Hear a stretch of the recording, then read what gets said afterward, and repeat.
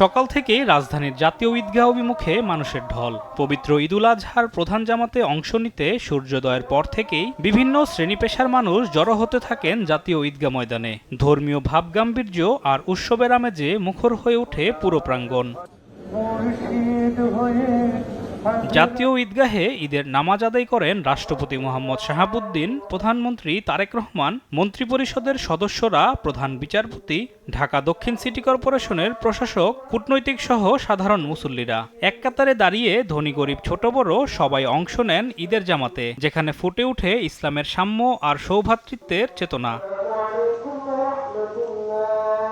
নামাজ শেষে দেশ, জাতি ও মুসলিম উম্মার শান্তি, অগ্রগতি ও কল্যাণ কামনায় বিশেষ মোনাজাত করা হয়। পরে রাষ্ট্রপতি ও প্রধানমন্ত্রী মুসল্লিদের সঙ্গে ঈদের শুভেচ্ছা বিনিময় করেন। মুখে দিলেই জাদু, গোলমার্ক চকোলেট, জাদু মাখা শাক। এবার জাতীয় ঈদগাহে মোট ১২১টি কাতারে নামাজ আদায় করেছেন মুসল্লিরা। প্রধানমন্ত্রী ও রাষ্ট্রপতির সঙ্গে নামাজ আদায় করে উচ্ছ্বাস প্রকাশ করেন তারা। অবশ্যই নিঃসন্দেহে আমাদের দেশের বর্তমান প্রধানমন্ত্রী আসছেন, এখানে নামাজ পড়তেছেন। এটা আমাদের জন্য অবশ্যই এটা সৌভাগ্যের বিষয়। আমরা এই জামাতে শামিল হতে পারলাম। আল্লাহর কাছে দোয়া করছি যে আল্লাহ যেন আমাদের ঈদের নামাজ, কোরবানি এবং সকল নেক আমলগুলো যেন কবুল আর মঞ্জুর করেন। আমি জাতীয় ঈদগাহে প্রধানমন্ত্রীর সাথে নামাজ পড়েছি।